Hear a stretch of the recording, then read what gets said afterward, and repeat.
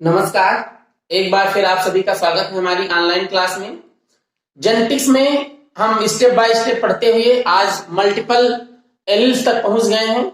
आज आपका बहुत ही इंपॉर्टेंट टॉपिक है, ये कम्पिटिटिव एग्जाम्स के पॉइंट ऑफ व्यू से मोस्ट इंपॉर्टेंट टॉपिक है मल्टीपल एलील, बहुविकल्पी।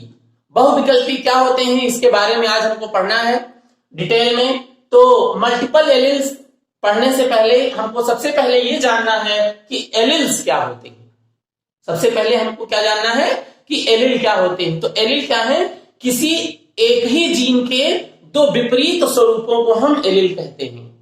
वन वर्ड में समझिएगा, किसी एक ही जीन के दो विपरीत स्वरूपों को एलील कहा जाता है।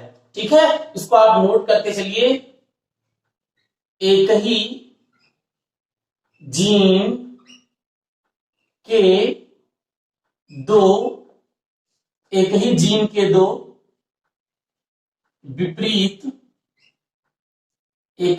के दो विपरीत स्वरूपों को एलील्स कहते हैं। क्या कहते हैं? एलील्स कहते हैं।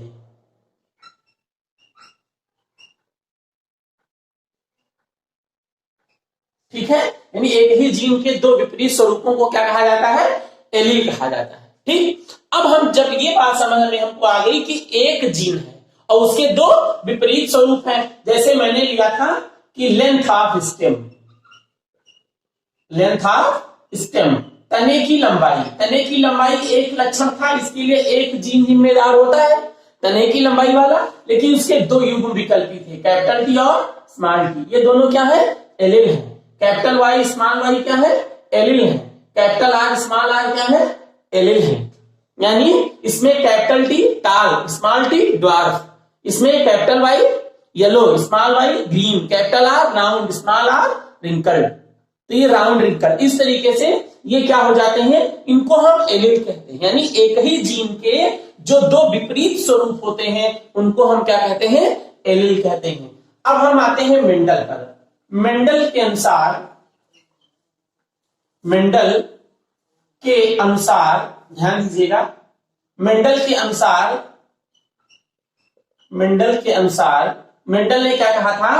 किसी एक जीन के दो एलील हो सकते हैं। उन्होंने क्या कहा था मेंडल ने कि किसी एक जीन के कितने होते हैं? दो। ध्यान दीजिएगा, मेंडल ने क्या कहा था? मेंडल के अनुसार किसी एक जीन के दो एलील होते हैं। बहुत ध्यान से समझिएगा, ये मेंडल ने कहा था कि किसी एक जीन के मैक्सिमम दो एलील हो सकते हैं, लेकिन बेटसन नाम के साइंटिस्ट ने ये मल्टीपल एलील के बारे में बेटसन नाम के साइंटिस्ट ने बताया। बेटसन, मैंने बताया था कि जो जेनेटिक टर्म है, जो जेनेटिक्स आनुवंशिकी शब्द का प्रयोग किसने किया था? बेटसन ने किया था। तो ये वही बेटसन है। बेटसन के अनुसार, देखिएगा ध्यान से समझिएगा, नोट्स बनाते चलिए आप लोग, मोस्ट इंपॉर्टेंट है ये। बेटसन के अनुसार किसी एक जीन के दो से अधिक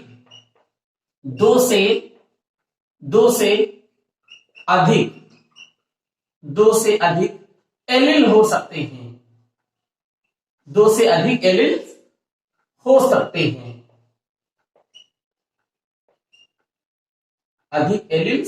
सकते हैं। ठीक है, अब ये दो से अधिक एलील क्यों हो जाते हैं, इसका कारण क्या है? तो इसका कारण है म्यूटेशन के कारण। ध्यान दीजिएगा, किसके कारण? म्यूटेशन के कारण। म्यूटेशन यानी हिंदी में इसको क्या कहते हैं?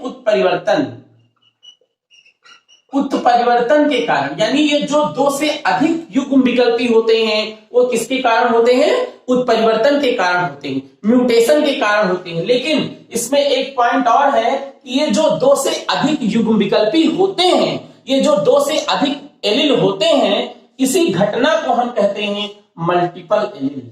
यानी बेटसन के अनुसार किसी एक जीन के दो से अधिक एलील हो सकते हैं और वो उत्परिवर्तन के कारण होते हैं, म्यूटेशन के कारण होते हैं। इसी घटना को हम कहते हैं मल्टीपल एलिलिज्म। क्या कहते हैं इसे? मल्टीपल एलिलिज्म, यानी बहुविकल्पता। समझ गए? अब आपको ध्यान देना है, लेकिन ये जो बहुविकल्पी होते हैं, ये जो मल्टीपल एलील्स होते हैं, ये होमोलॉगस क्रोमोसोम में एक ही स्थान पर स्थित होते हैं, एक ही लोकस पे स्थित होते हैं। यानी मल्टीपल एलील्स होम समजात गुणसूत्र पर, समजात गुण सूत्र पर एक ही लोकस पर स्थित होते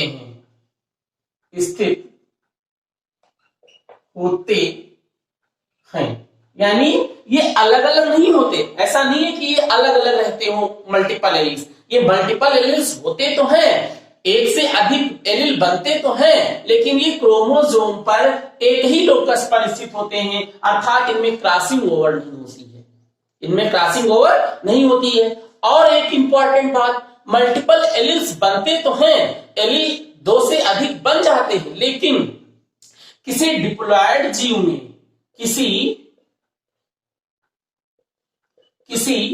डिप्लॉयड यानी द्विगुणित, यानी किसी डिप्लॉयड जीव में केवल दो एलील ही पाए जाते हैं। ठीक है, पाए जाते हैं, यानी मल्टीपल एलील्स बन तो जाते हैं, लेकिन किसी डिप्लॉयड जीव में केवल दो ही एलील जाते हैं, दो ही एलील पाए जाते हैं, दो से अधिक एलील नहीं पाए जाएंगे। यानी किसी एक जीन के केवल दो ही एलील जीव में पाए जाएंगे। होते तो हैं म्यूटेशन के कारण, मल्टीपल एलील्स बनते तो हैं म्यूटेशन के कारण, लेकिन डिप्लॉयड जीव में केवल दो ही एलील्स पाए जाते हैं। ठीक, तो ये मोस्ट इंपॉर्टेंट टॉपिक है, ये एलील है। फिर से आप देख लीजिए, एलील क्या है? एक ही जीन के दो विपरीत स्वरूपों को एलील कहते हैं। मल्टीपल एलील क्या है? किसी एक जीन के दो से अधिक एलील हो सकते हैं, इस घटना को मल्टीपल एलिलिज्म कहते हैं, और ये म्यूटेशन के कारण होता है। किसके कारण होता है? म्यूटेशन के कारण। तो इतना आप नोट कर लीजिए। अब इसका जो एग्जाम्पल है, मल्टीपल एलील्स का एग्जाम्पल है ब्लड ग्रुप। इसका बेस्ट एग्जाम्पल क्या है? Blood group. ये ब्लड ग्रुप की जो आनुवांशिकता है, ये बेस्ट एग्जाम्पल है मल्टीपल एलील्स का, क्योंकि ब्लड ग्रुप के लिए, ये ब्लड ग्रुप है, इसको नोट कर लीजिए तब फिर से बताएं। नेक्स्ट, इसको नोट करिए।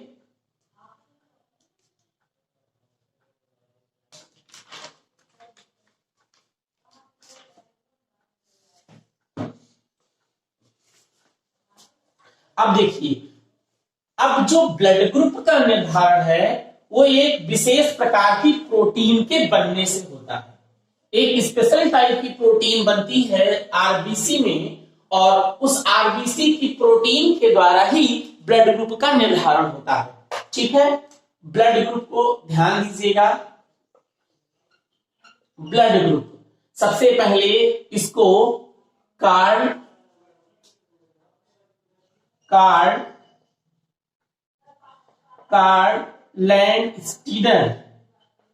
लैंड-स्टीनर नाम के साइंटिस्ट ने ब्लड ग्रुप को डिस्कवर किया था। कार्ल लैंड-स्टीनर ने ही सबसे पहले ब्लड ग्रुप को दिया था। तो इसके बाद में ध्यान दीजिएगा,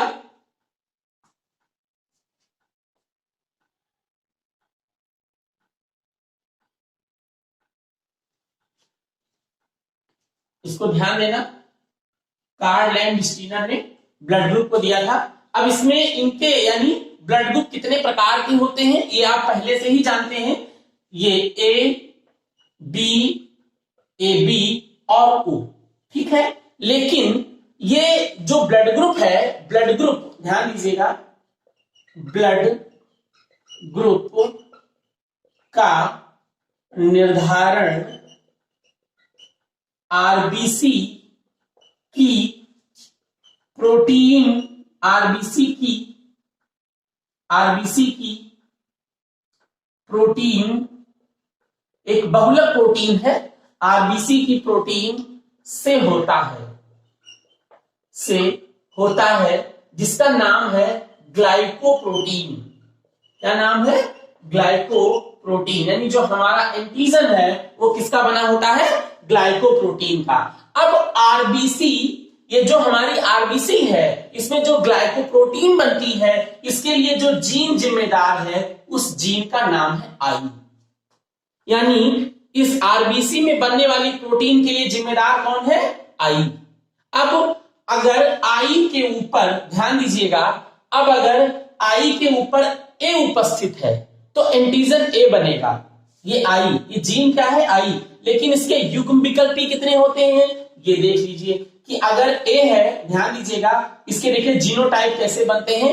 अगर आई है और आई के ऊपर ए है, इसका मतलब अगर ए प्रोटीन बना रहा है, ए एंटीजन बन रहा है, तो वो ब्लड ग्रुप ए होगा। अगर बी बना रहा है तो बी होगा, ठीक है, ये बी एंटीजन बनेगा। अगर ए और बी, अगर ए और बी दोनों हैं तो ये और बी दोनों एंटीजन बनेंगे, ठीक है। तो अगर आई ए है तो उसका ब्लड ग्रुप ए होगा, बी है तो उसका ब्लड ग्रुप बी बनेगा। ए और बी दोनों एंटीजन बन रहे हैं तो उसका ब्लड ग्रुप ए बी होगा। और अगर आई ओ है तो उसके ऊपर किसी भी प्रकार का कोई एंटीजन नहीं बन रहा है, अर्थात उसका ब्लड ग्रुप ओ होगा।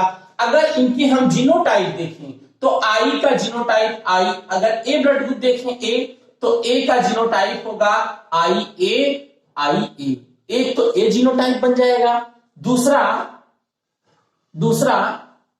ओ आर आर, आई ए और आई ओ।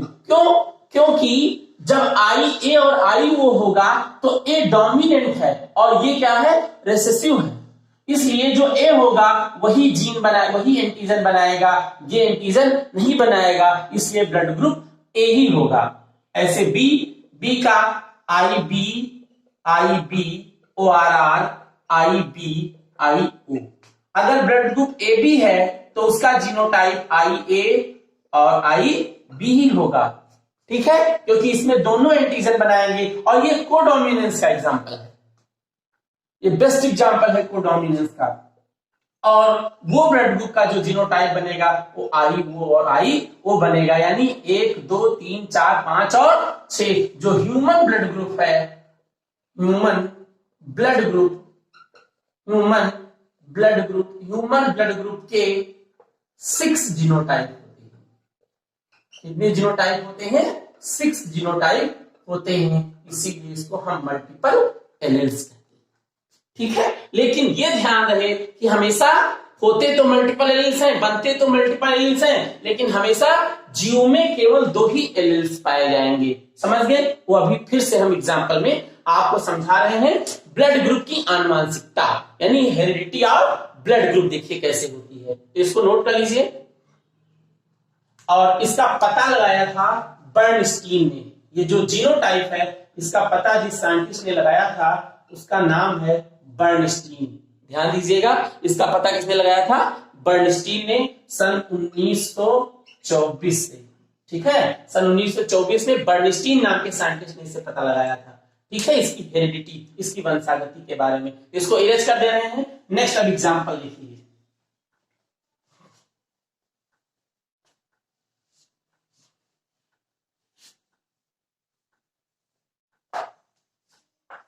अब देखिए इसकी हेरिडिटी कैसे होती है। तो इसके कंडीशन है, पहले ए, ये ध्यान दीजिएगा, ठीक है। अब हमको इसमें होमोजाइगस और हेट्रोजाइगस भी देखना है, ठीक है,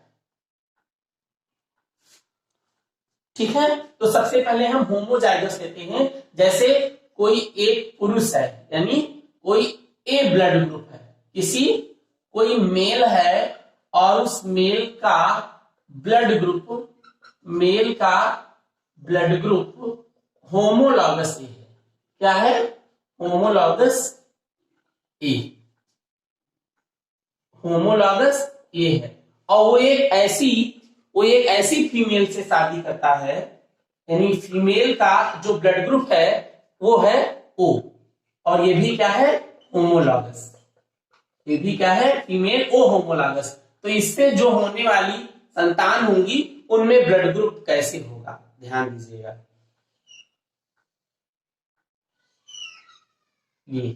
ये आपका क्या है, मेल होगा। इधर क्या होगा, अब मेल क्या है, होमोलॉगस ए, यानी आई ए। ठीक, फीमेल क्या है, होमोलॉगस, तो आई ओ। ठीक, अब देखिए इसकी आनुवांशिकता कैसी होगी, तो इसका क्या हो जाएगा, आई ओ। फिर ये क्या हो जाएगा, आई ओ। इसका करेंगे तो क्या हो जाएगा, आई ओ। इसका भी क्या हो जाएगा, आई ओ। मतलब यहां पर ब्लड ग्रुप क्या होगा, ए। क्यों, क्योंकि एंटीजन ए बनेगा, ये एंटीजन नहीं बनाएगा। यहां पर भी ब्लड ग्रुप क्या होगा, ए, क्योंकि यहां पर एंटीजन कौन बनाएगा, ए। यहां पर भी और यहां पर भी, यानी सभी संतानों का ब्लड ग्रुप, सभी संतानों का ब्लड ग्रुप ए होगा। सभी संतानों का ब्लड ग्रुप क्या होगा, ए होगा। समझ गए। ऐसे ही अगर मान लेते हैं हम कि अब बी के साथ ले लें तो ऐसे ही रिजल्ट आ जाएगा। समझ गए, इसको आप लोग ध्यान दीजिएगा। एक दो एग्जांपल हम और बता देंगे, बाकी आप सभी लोग ऐसे ही कर लेंगे। ठीक, अब मान लेते हैं कि इसका ब्लड ग्रुप बी है। इसका ब्लड ग्रुप क्या है, बी है। ठीक है, इसका ब्लड ग्रुप क्या है, बी है। तो अगर बी है इसका ब्लड ग्रुप,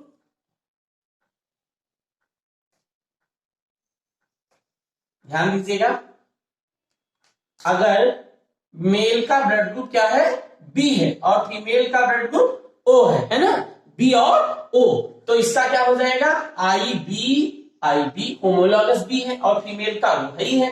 तो इसमें भी क्या हो जाएगा, इसकी हेरिडिटी सेम उसी तरीके से होगी, I B I O, I B I O, I B I O, I B I O. ठीक, इनमें भी सभी संतानों का ब्लड ग्रुप क्या होगा, सभी संतानों का ब्लड ग्रुप क्या हो जाएगा, बी होगा। समझ गए, तो इसको नोट कर लीजिए। ठीक है, इसको नोट करिए। अब नेक्स्ट देखिए, नेक्स्ट एग्जांपल। अब मान लेते हैं कि मेल का ब्लड ग्रुप है ए और फीमेल का ब्लड ग्रुप है बी। मेल का ए है और फीमेल का क्या है, बी, लेकिन ये दोनों क्या है, होमोलॉगस। तो इस कंडीशन में क्या होगा, इस कंडीशन में क्या होगा, ये मेल हो गया और ये फीमेल। तो यहां पे आई ए, मेल का ए है, फीमेल का क्या है, आई बी और आई बी। होमोलॉगस में मैंने आपको बताया था कि ये सेम होंगे। ठीक है, अब इनकी हेरिडिटी कैसे होगी, तो आई ए आई बी। ठीक, इसमें भी आई ए आई बी, इसमें भी आई ए आई बी, इसमें भी आई ए आई बी। ठीक है, तो इनमें सभी संतानों का ब्लड ग्रुप क्या होगा, सभी संतानों का ब्लड ग्रुप ए बी होगा। सभी संतानों का ब्लड ग्रुप क्या होगा, ए बी होगा। ठीक, क्योंकि इसमें ए बी दोनों है, यानी दोनों प्रकार के एंटीजन बनेंगे। इसको भी नोट कर लीजिए। ठीक है, अब एक और कंडीशन है कि मान लेते हैं, सभी कंडीशन समझाए दे रहे हैं, ये बहुत इंपॉर्टेंट है। ये मैथमेटिकल टाइप के क्वेश्चन कॉम्पिटिटिव एग्जाम्स में बहुत आते हैं, इसलिए इनको समझ लीजिए। मान लेते हैं मेल का ब्लड ग्रुप ए बी है और फीमेल का ब्लड ग्रुप ए बी है, दोनों का ब्लड ग्रुप क्या है, ए बी। तब क्या होगा, अब देखो, है ना, यानी मेल का भी ब्लड ग्रुप ए बी और फीमेल का भी ब्लड ग्रुप ए बी, तब यानी आई ए और आई बी, आई ए और आई बी। अब इसमें देखिए किस प्रकार से ब्लड ग्रुप का इनहेरिटेंस होगा। तो आई ए इसका क्रॉस करवाओगे तो आई ए इसका भी आई ए, यहां भी आई बी हो गया। ये आई ध्यान दीजिएगा, आई ए इसका करवाओगे तो आई ए और आई बी, फिर यहां से करवाओगे तो आई ए बी, ठीक है, आई ए और आई बी, ठीक है। और इससे करवाओगे तो क्या हो जाएगा, आई बी और आई बी, ठीक। अब इसमें आई ए है तो ब्लड ग्रुप क्या होगा, ए, ठीक। इसमें आई ए बी है तो ब्लड ग्रुप क्या होगा, ए बी। इसमें आई ए बी है तो ब्लड ग्रुप क्या होगा, ए बी। और इसमें ब्लड ग्रुप क्या होगा, बी। यानी इस प्रकार की हेरिडिटी में 25% ब्लड ग्रुप क्या होगा, ए, 50% ब्लड ग्रुप क्या होगा, ए बी, और 25% ब्लड ग्रुप क्या होगा, बी। ये आपको ध्यान देना है, ठीक है। ये यानी इसका blood group A blood group वाले 25%, 50% ए बी और 25% बी। इसको भी नोट कर लीजिए।